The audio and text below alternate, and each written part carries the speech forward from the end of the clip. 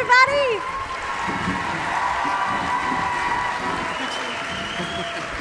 They gave me a special little stool to stand on because they were nervous I couldn't reach this. Let's see what happens. Nope. Nope. Nope. They all came up to me backstage like, so we put a stool back there so that you could step on it and see everyone. How's everyone doing?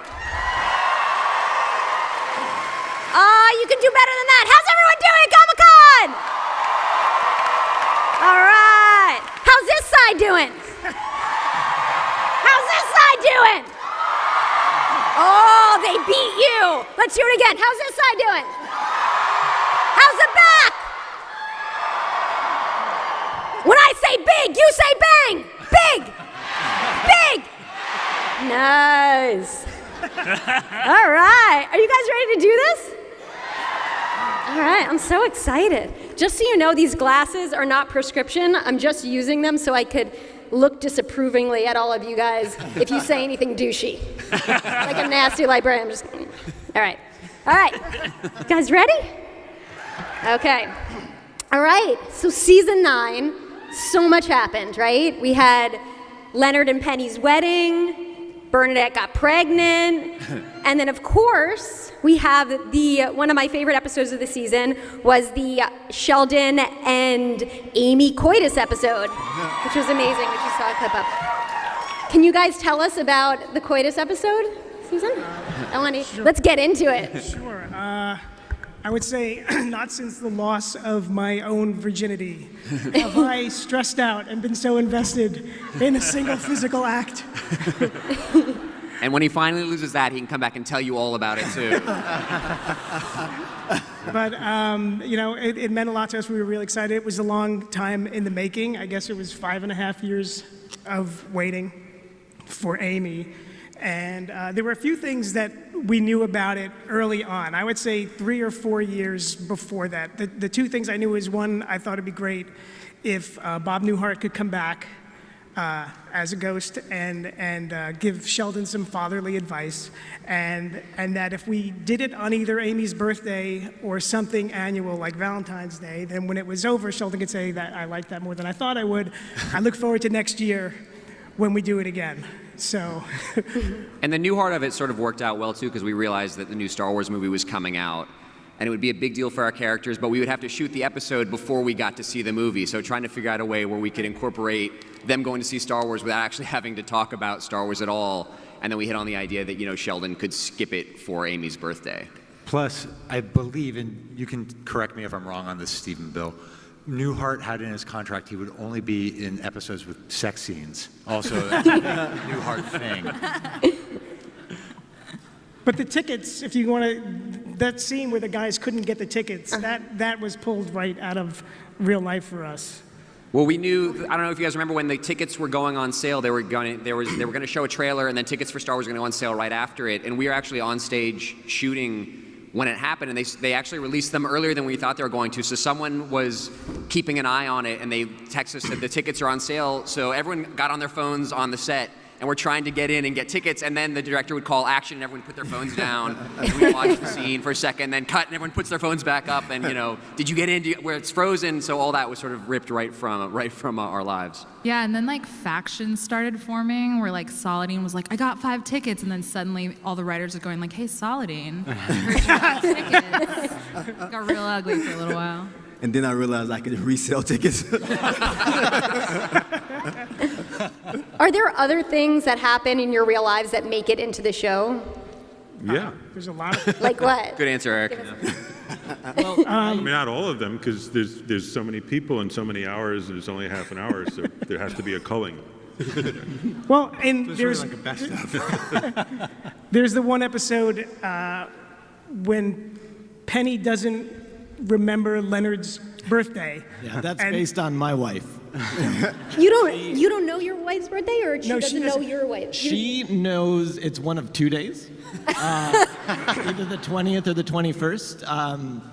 Hilariously, I love it when she gets it wrong, and I've shared it with these people.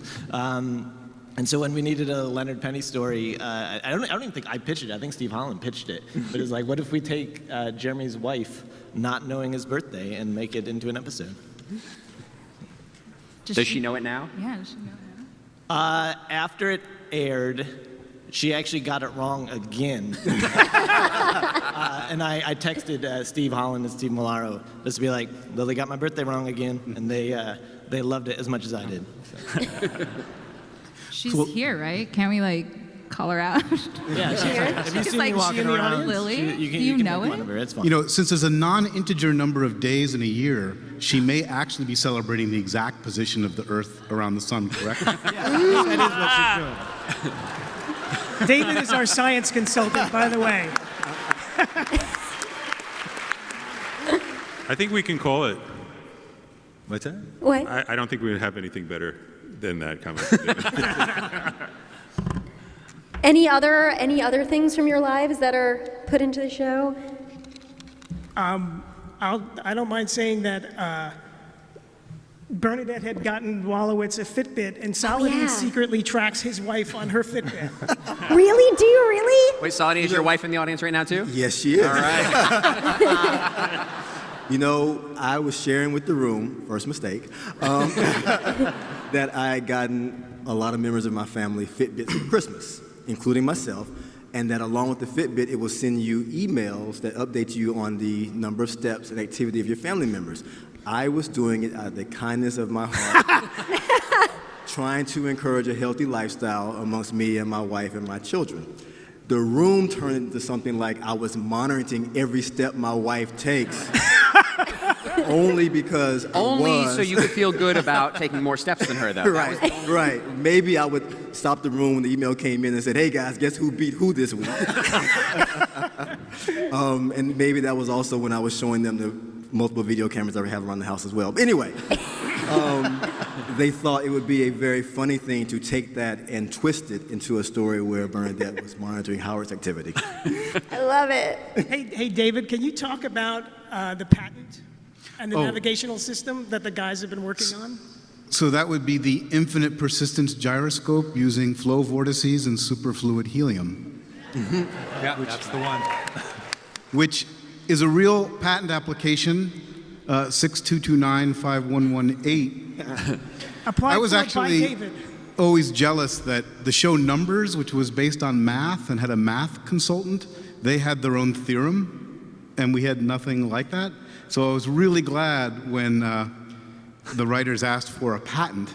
And given the constraints, I was lucky, it just popped into my head that in superfluid helium, you get these whirlpools under the right condition that have angular momentum, and because of quantum mechanics, cannot change. And so just like a gyroscope on an airplane points a particular direction in space, this works the same way but never runs down. And so I think it might be a everybody real here idea. knows that. Right, that part was our idea. He just sort of came up with the name for it. He filled out the patent form. That's it, right? Yeah. So it's pretty David, cool. could I ask something personal? What? David? I asked David something personal. Oh, you're gonna ask David something personal? Yeah. All right. I've heard this story now a lot of times in the writer's room that because of quantum mechanics, the angular momentum can't change. But how come? Well, in this case, the idea is that you lose enough energy so you get down to the lowest possible state, and so there's a particular angular momentum that's the one quantum. And Yeah, but what that's- if it were like that's half just a the way the quantum? You can do that? universe is built. You could not have half a quantum. Sorry, I can't hear him.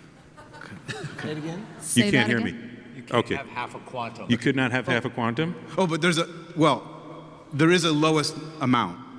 We can That's bring the out a point. blackboard. And by definition, you can't have If you really want to get into half this. of that. Yeah, it's beautiful. Thank you. What is happening? All right. I would also like to point out that I really can't hear anything that goes on from like 3 people over. So if you guys hear me, just see me do this. Throughout, that's why. But it sounded great. Let's Should talk we? about Bernadette being pregnant real quick. All right, Bernadette's knocked up. It's very exciting. I'm so excited about the Bernadette Big Bang Baby. For the alliteration alone, I'm very excited about it. But the only people that are more excited about this pregnancy are my parents. They're such big fans of the show, and I never tell them any spoilers. But for this, I was like, I have to tell them. So I called them the night before, and I told them the news because I didn't want them to think I was telling them news about my personal life through the TV. So I was like, you're just TV grandparents. It's just happening on TV. But all their friends are treating it like Big Bang all of a sudden is like a documentary series. So they're like calling them and saying congratulations. My father the other day went to a bagel store in New Jersey, and they're like, congratulations, Grandpa! And they gave him a free bagel and scallion cream cheese. Which he accepted. In New Jersey, that's like the highest form of congratulations there is if you get a bagel and cream cheese. So they're running with it. So thank you. You're getting my parents free bagels, and they couldn't be more thrilled. Do you guys want to line up for some questions? Anyone who wants to go walk towards the light? While you guys are lining up, can we talk about Bill's shirt for a second? This is an important shirt in the Big Bang Theory writers' room. I will let you take it from there. This shirt, which came from a fancy store, for the record, was mocked regularly by Steve when I came into work because he felt that I looked like Woody from Toy Story. So Bill will frequently wear this shirt, and he would come in, and I would say, hey, partner, is there a snake in your boot? So he said this a lot. So one morning, as I was putting the shirt on, I got a little picture of a snake, and I put it in my boot, because I knew he was going to say it. But he didn't. So I wore it about a month later, and I put the picture of the snake in my boot, and he didn't say it. And this went on for 18 months. And then one day, I came in wearing this shirt, and Steve said, what's the matter, Bill? You got a snake in your boot? And I said, I don't know, maybe I'll look. And I did. And it was a little picture that said, hi, Steve. It was one of the greatest moments in history because he did it angry. He was like, I don't know, Steve, what if there is a snake? What if there really was a snake in my boot? And he's angrily saying it and taking his shoe off. But why? And he took out the snake. You went into his shoe and you switched it? What? Is that what happened? No, Eric. Eric, you were there. There was a snake. He put a picture of a snake in his shoe, but when he looked, there was a note from Steve. I swear Eric is really smart. I promise you, Eric is I honestly brilliant. don't understand this story. You were there. Well, I felt left out, and now I'm trying to. I'm trying to feel included. You were in the room. This is a story from your life too. Had Steve switched it? No. Yes. Yes. So that's called steel sharpening steel. How did Steve get Bill's shoe? That's what I don't. Right. I felt left out too. I'm glad you've opened this up. I don't want to give away all my secrets. Anyway, it was such an epic moment. I had the snake framed, and it is now hanging in my office. The little sweaty, hi, Steve snake from Bill's shoe. But enough about that. I think people have questions. Okay, I'll do a question. All right, we'll take the first question. Hi. My name is Alex, and I'm from Parker, Colorado. Hey, Hi, Alex. I've got to love the episode where there's Amy and the tiara. And then, such a good what do you guys geek about the most? What do you guys geek out about the most? Oh, it's constantly changing. I mean, I'm a giant Star Trek fan. Growing up, I have also been to so many Star Trek conventions, and I could tell you, I had waited in such long lines to meet people like George Takei and get his autograph when I was 12, and then he got to be on the show, and I did it again, and I got his autograph on my script. Anyway, lately, for some reason, coffee. If you guys want to talk about that, roasting and grinding our own coffee in the writer's room has become a bit of a geeky obsession of ours. It has become an obsession. So we've graduated from being obsessed with Star Wars to being obsessed with coffee. But everyone has their own particular passion. And after you drink a lot of coffee, everyone can have that passion at the same time with a lot of intensity. So do you... Alex, do you know Gulliver's Travels? You know that book about the guy who goes to the land of the little people and the land of the giant people? Okay, well, that's good. It's also my life story. But This story has just gone into the weeds, but before Jonathan Swift wrote Gulliver's Travels, he wrote something else called Tale of a Tub, which I'm geeking out about, and that's really good too. But read Gulliver's Travels first, and then read Tale of a Tub. Melissa's husband, by the way, how tall is your husband? he's 6'1". He's 6'1". He's a gentle giant. And you describe when he visits your family. When Winston comes to visit my family, who we're all about 5 feet tall, it's like Gandalf coming to the Shire. We're all.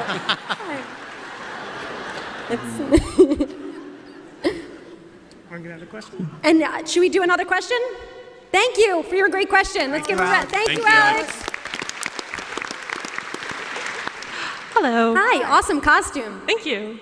My name's Erin. I'm from San Diego, and with the new Pokemon Go app, by the way, Team Mystic. Nice. What team would each of the cast members be on? Oh. Tara, you're up. Do you want me to sort them? Yeah. You know, I'm more the Harry Potter sorter. I haven't really. I know.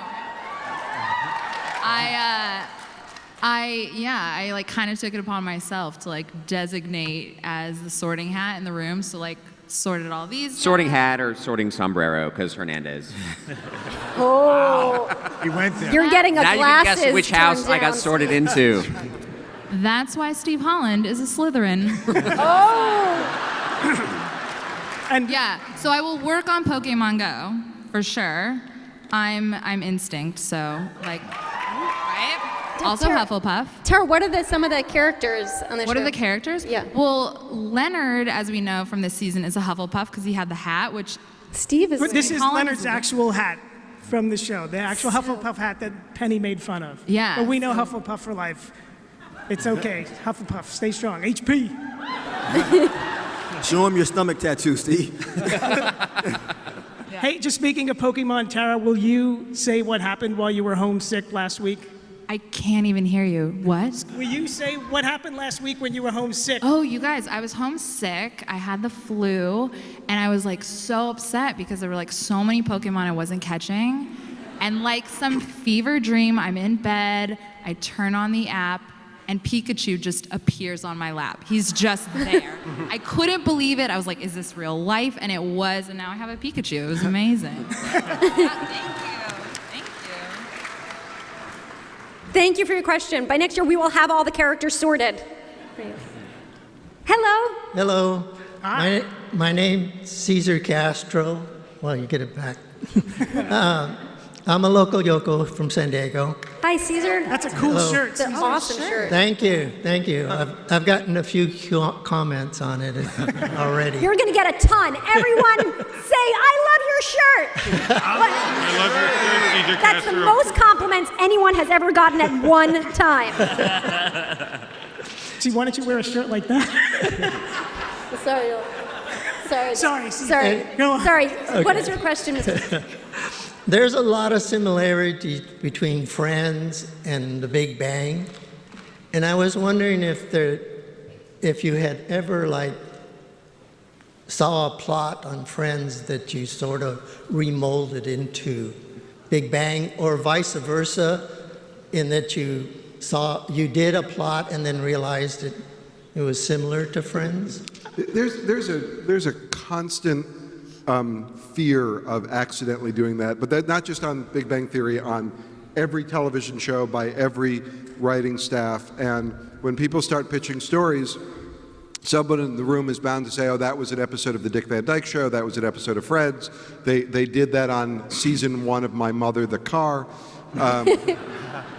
So you actually, you work very hard to make sure that you don't. So we would never intentionally see a plot and try to redo it, but once in a while, yeah, we will do something, and then you realize after the fact another show did something similar, just sort of comes It's along illegal. with the job. We could go to jail. And then, well, no, the writer who's responsible, there is corporal punishment. But when someone else burns Richard Feynman's van in another episode of their show, we'll take it as flattery. I have a question. Thank you for your question. I have a question that I want to know. So we ended the season with finding out that Penny and Leonard are going to do a redo wedding. So I want to know, are we going to meet more of Penny's family? We are finally going to meet more of Penny's family. We already know her dad. We're going to be meeting Penny's mom and her brother in the first episode back. And I can tell you all, we are super excited. What? Her jailbird. Hold on. And we're super excited that Katie Seagal will be playing Penny's mom.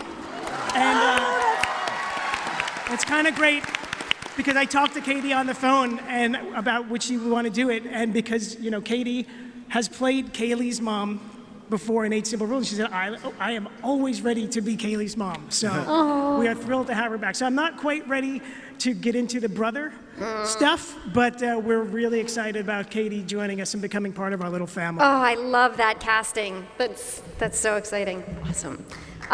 Excellent. Let's give that another round of applause. Okay. All right, should we take another question? Yeah, Let's sure. do it. Hi. Hello. Welcome back. Oh, thank you. Your hashtag coitus is coming, right? I am. That's You're me. welcome. Coitus came. How did we do? Yes, thank you for that. We were actually at that taping, so that was really exciting. Okay, so full disclosure, I actually stole this question from another panel yesterday. But as writers, this is for anybody who has a good story to tell, but what was the best mistake you ever made or your greatest failure that allowed you to get to where you are today, particularly with writing for television? You know, I'll start. My biggest mistake and failure was not being able to be an electrical engineer like I thought I would. And after that, by the grace of God, I was able to figure out that I could trick people into letting me do this. I think for most of us, this is a second career, isn't it? You were a graphic artist, and I was a computer programmer. Yeah, my mistake, I was in graduate school in philosophy, and I was trying to figure out what time was. And it turns out that philosophy is just a collection of problems that are too hard for the human mind to solve.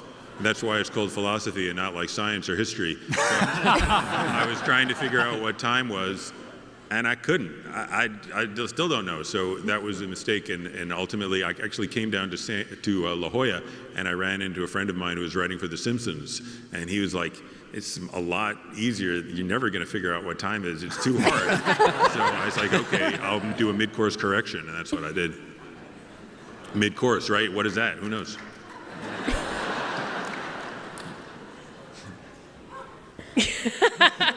That's a tough one to follow. Excellent. That's a great question. Thank you so much for that. All right. Hi. Hey guys, I'm Kaz from London. How you doing? Hey, great shirt. Thank you very much. Good shirts at the panel. Yeah, I was wondering, are we going to hear more about Amy's background coming into season 10? Oh, by the way, season 9, best season ever. So season 10, are we going to see anything more with Amy's background and family or anything coming up? What would you like to know specifically? Everything. Well, this isn't exactly going to answer your question, but Steve Holland and I were traveling over a hiatus, and we met some awesome people, and we had dinner with a real-life neuroscientist, and she was amazing, and we said, tell us more, tell us what you're up to. We want to pick your brain. And she said, well, what I'm most fascinated in and what I'm working on the most is the sex lives of mice, and so basically mice porn. And so we're like, well, that's exactly what Amy has to be working on. So it hasn't happened yet, but I think that's going to make its way into the show. She was studying specifically orgasms in mice, and the reason in mice, and this is the good part, is you could tell when it happened because they immediately pass out.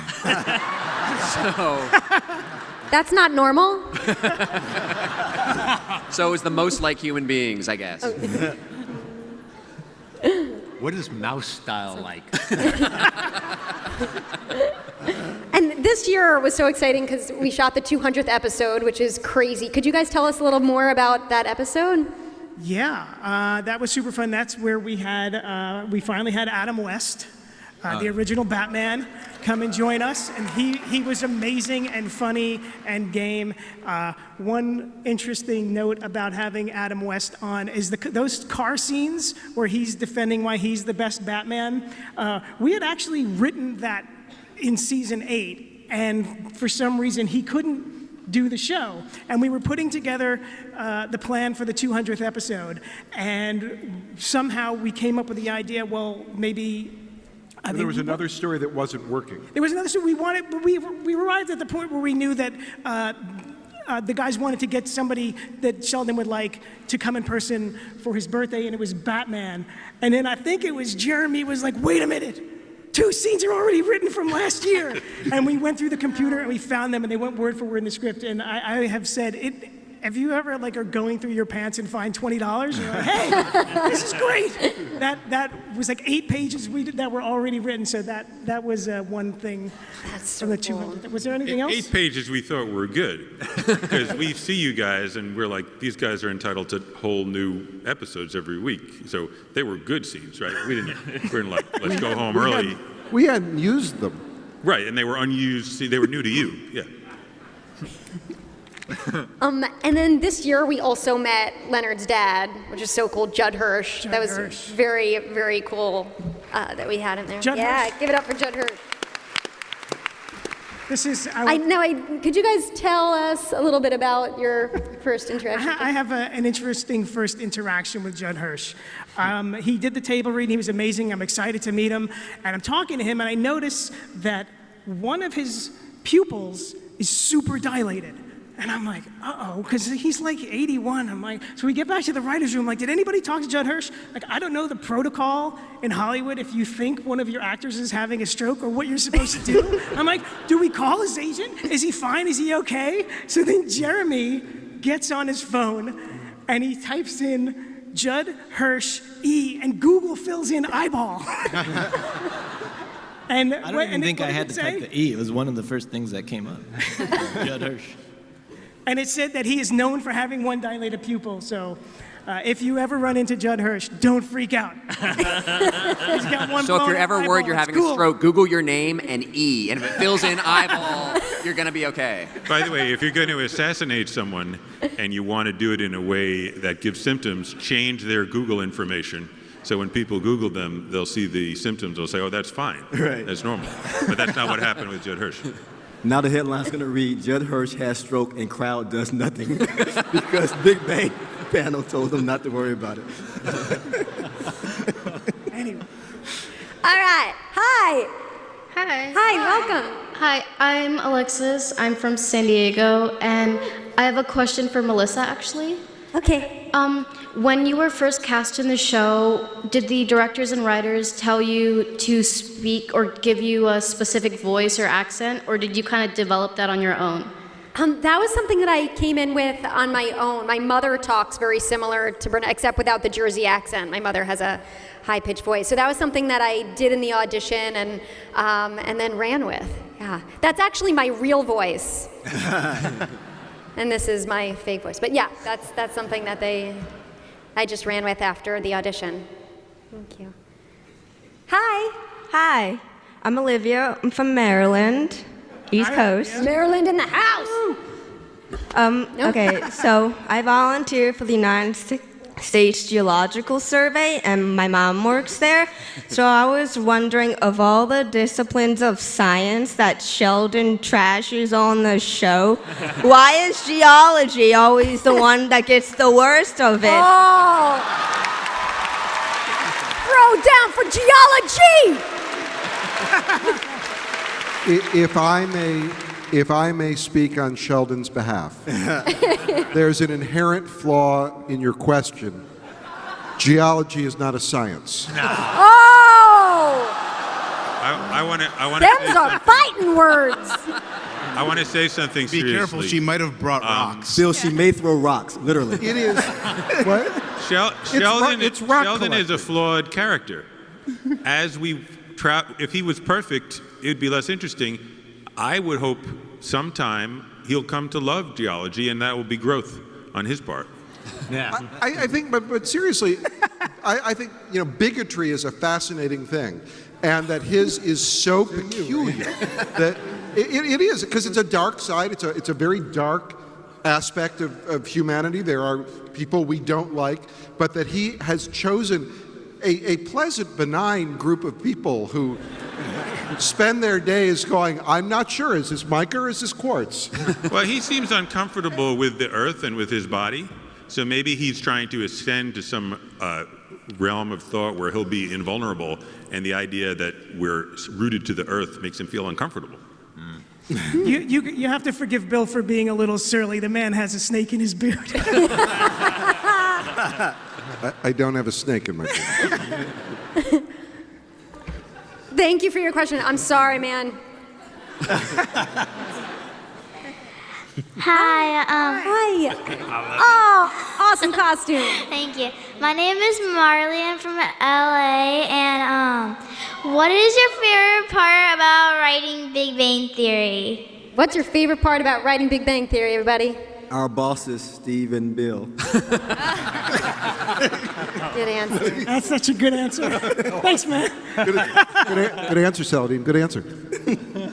Being down here, I think, is like one of the coolest things. This is like our Coachella, I guess. I don't know what to say. Like you guys love being here. We love being here just as much. This is so cool. This is so fun for us. So I would say come to Comic-Con. I will say one cool thing is this job has afforded us to meet like a lot of our heroes, which is crazy that like we work on this sitcom and then you get to shake Stephen Hawking's hand. And Leonard Nimoy and amazing people and geek out about them. And yeah, so that for me that's been a very cool aspect of getting to work on the show. Yeah, that was the same thing for me. I got to meet Adam West, which was huge because I grew up watching the 60s Batman on reruns. And after a run-through, I went up to him and I asked him for a picture, and he was very nice. And I said, it's a pleasure to meet you. Great working with you. You're a big reason why I got into writing. And he said, young man, that'll be $85. Which I'm sure he uses with everyone, but it felt special to me. I have a question for you guys. One of my favorite episodes of the season was when Sheldon sang "We Will Rock You." So could you guys tell us how that came to be and a little more about that episode? Well, you have an interesting part of that story. Oh, well, I came in, so I came in to discover that the guys had written this thing that involved using the Queen song, "We Will Rock You," but they had changed the words to "We Will Percussive Shock You." It's in the sequence where they're trying to get the tire changed on Feynman's band. And they came in with the news that Queen never allows you to change the lyrics of their songs when you license the rights. So they were stuck, and we were talking about it, and I have no idea why this came to mind. I said, you know what, I think I remember that Brian May, the guitarist from Queen, after his rock career became a physicist. And because I know odd things and it makes me socially awkward. And I said, what if we could like appeal to him science show to science show? So pull up his Wikipedia page, and he is a physicist now. And it said he was a consultant on the New Horizons probe that went, the NASA probe. And I said, wait a minute, I know the New Horizons guy because they contacted us to put New Horizons stuff on, which we did because Koothrappali and New Horizons. I said, what if I email this guy and ask him if he'll give me Brian May's email address? So I did, and he did. So I said, Steve, I have Brian May from Queen's email address. Should I just email him and ask? Yeah, the answer to that is yes. Email Brian May from Queen. So email Brian May from Queen, and I say, big fan, and I say what we want to do, and he emails back and like 2 hours later and says, well, send me the pages. And then so we send him the pages, and he says, yeah, sure, that sounds fine. We'll take care of it. And then I said, how come you guys don't tour anymore? And then he never answered that. That part isn't true. I made that part up. So, hi.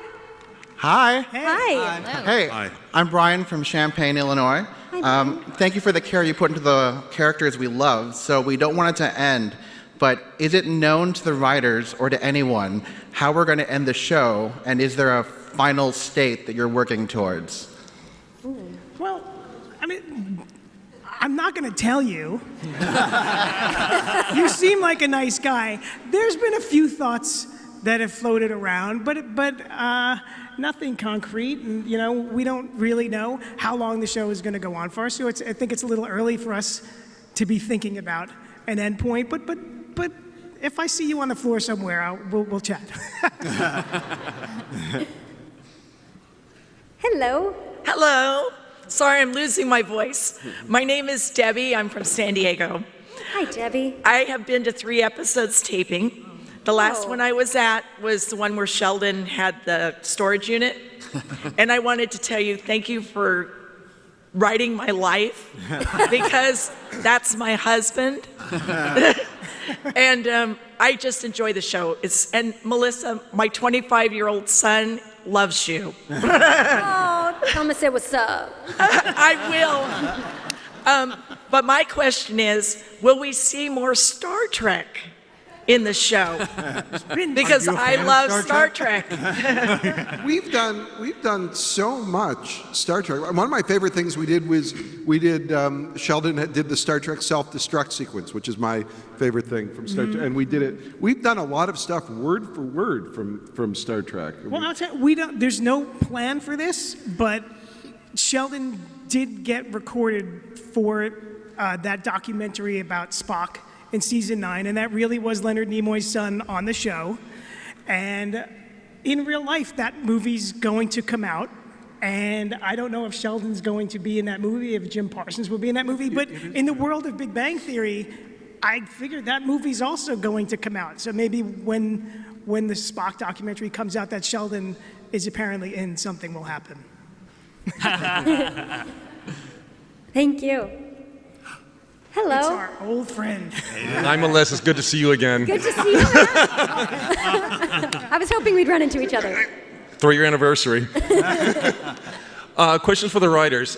We know you guys can't do a show here at Comic-Con because everyone's off schedule and vacationing. How about doing it at WonderCon? Do some stock shots here at San Diego. Do an episode with the guys going to WonderCon, the girls going to Disneyland. Maybe an idea? Because you just pitched it. Now we'd have to pay you if we did that episode.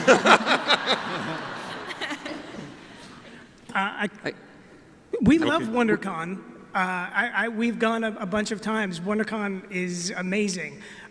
Did I hear that WonderCon is moving though? Yeah, it's to Anaheim. No, it was been in Anaheim. Or is it staying in Anaheim? Okay. It is still Anaheim.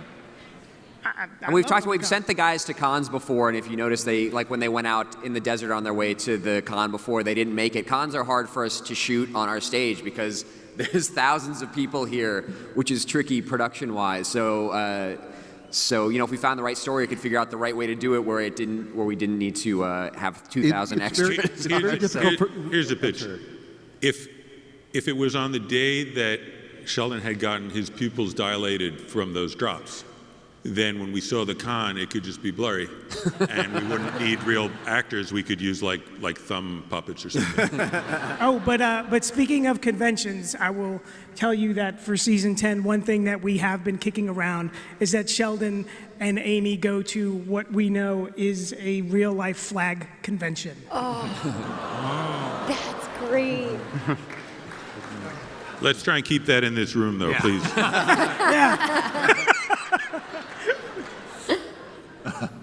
Hello.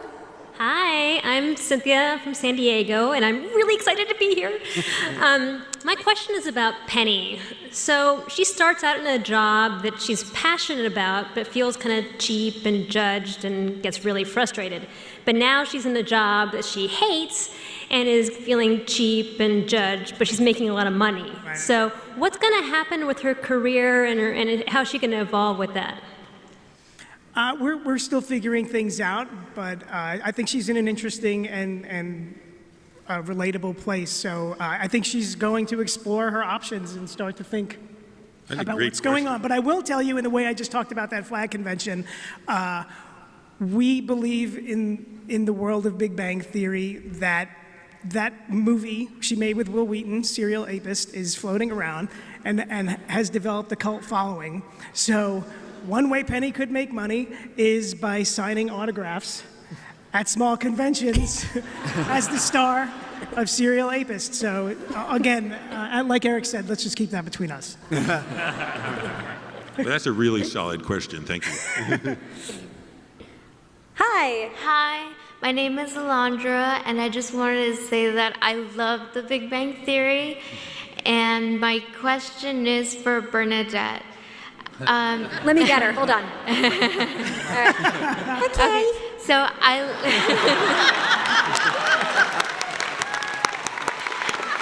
hurry up.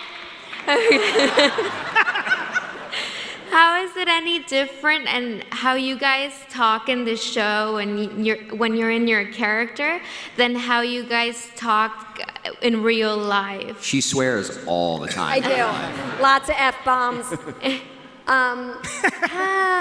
I mean, I could speak for myself. I'm much dumber in real life. When they put words in my mouth, I sound much smarter. Yeah, I think, we don't, even as far as we were talking before about the Hufflepuff, like, I need things in that world need to be explained to me as well as some of the other cast members. So I think we're just vastly different from the characters we play. So like Holland was saying, it's a lot of, as far as I go, it's a lot of F-bombs and what? Bernadette's a lot shorter, right? Bernadette's much shorter than I. You know what's weird? Here's a weird fact. My size shoe, as Melissa, is a size 6.5.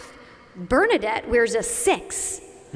I swear to God, ask our costume department. When they give me 6.5 on set, I cannot. I'm falling out of them.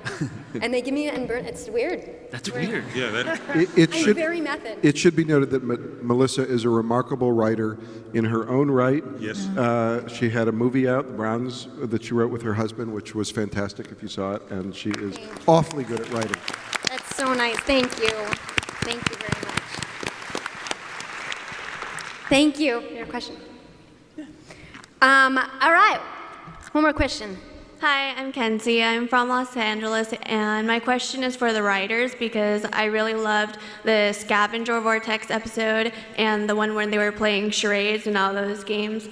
So I'm just wondering how you guys consistently come up with so many funny lines. Well, clearly we're hilarious. Well, the writing I don't know, process in that's the what- room works a lot like this. On some shows, people go off and write drafts, and on this show, we've always worked where we all sit as a group around a table and try to make each other laugh. Right, and Sometimes it works. Yeah, like sometimes, like I've noticed, like sometimes I make some jokes here tonight or this morning, and nobody laughed at them, and then sometimes I make some jokes and people do laugh at them, and then if we were doing it as a show, the first ones we would throw away and you wouldn't see them. So we have a chance to like try to make each other laugh and fail. And then if we fail and no one laughs at them, then we don't need to write them down, or we don't need to ask the actors to say them. We could just kind of burn them and throw them, bury them in the proverbial cornfield behind the writers' room. And then if we occasionally make a joke that other people laugh at, we're like, hey, that's pretty good. Maybe we'll ask the actors to say it, and then they'll say it, and then maybe the people in the audience will laugh. So we have these stages to like fail safely. And I think that's part of it. And it's a credit to all these very talented writers here that we're in an environment where we can be vulnerable and we can make mistakes and try and succeed, but also fail, and that's safe as well. And that's a credit to Steve and Bill as well for creating that kind of environment. Thank you. Okay, I have to bother you again about some more casting news. Do you know who Penny's brother is going to be played by, and you're just not telling us? Okay, I do know. Can you give us a And hint? well, he's backstage if you guys would like to meet him. Okay. So we had to cast Penny's brother, and as you may remember, he's a drug dealer and he has just gotten out of prison, and we needed to find the right person that we could get for this, and I think we did a pretty good job on the casting. So he's a little scary. Security, just be ready. You may also know him as Kenneth the Page from 30 Rock. Jack McBrayer, get out here.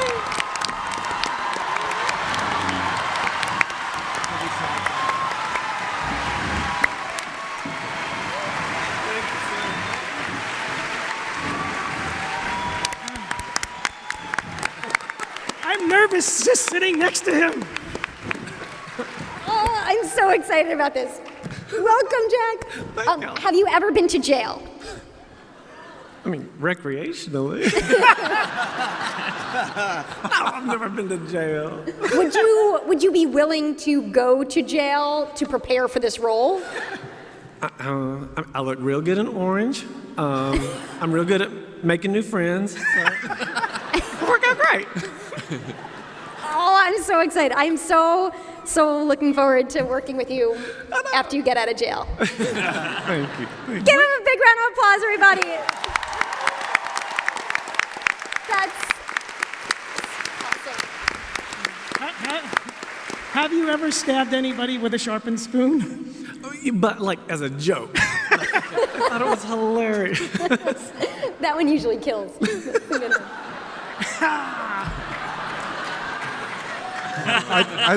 I'd like to withdraw my comment about Melissa's writing skills.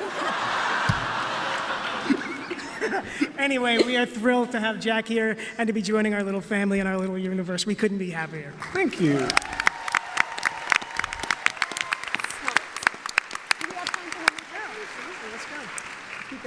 Hello. Hi. My name's Jennifer. I'm from Sacramento, and I hear I'm the last question. Oh. First, I'd just like to say I'm a big fan from episode 1, and I always appreciate when you mention Hanukkah in December. We're not left out. I appreciate that. With regard to Penny not having a last name, was it intentional from the start, or did somebody realize it at some point and you just went with it as a thing? It's McAdoo. That at some we had named we'd gone through and given the characters first names, and we had to come up with last names for the guys. I think at the request of set decoration for degrees on the wall. And you had picked Nobel Prize winners, Yeah, right? they Nobel Prize physicists for their last names, Cooper and Hofstadter. And at some point, it had never come up, Penny's last name. And then we just started getting superstitious about it, and we were afraid if we gave her one in year 4, we would get canceled or something horrible would happen. So, but she has one now, and it's Hofstadter.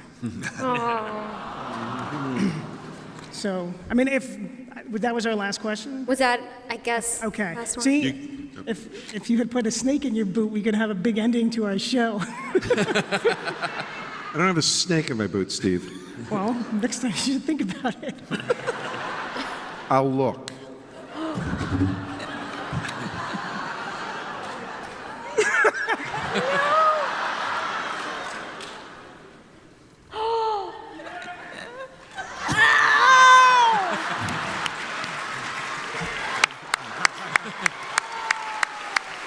If you can't see it, that snake says, "Thanks, Comic-Con." And really, I just have to say thank you, all of you. We are so grateful for watching the show. We love you so much. Thank you. And I just want to thank you guys. Thank you. And I just want to say, I know I can speak for the cast when I say that we feel so lucky that each and every week we get to say the words of the most brilliant, hilarious, hardest working writers in this business. They write 24 episodes a year, which is truly unheard of. And we are all constantly blown away every time we get a script. And they're also some of the most amazing people I've ever met in my life. So give a huge Comic-Con round of applause for this group of people who I love with all my heart. Thank you, everybody. And again, give a round of applause to Jack. And to all of you, thank you so much for your love, your dedication. We wouldn't have a show without you. Big Bang would just be a theory. So thank you guys, we love you.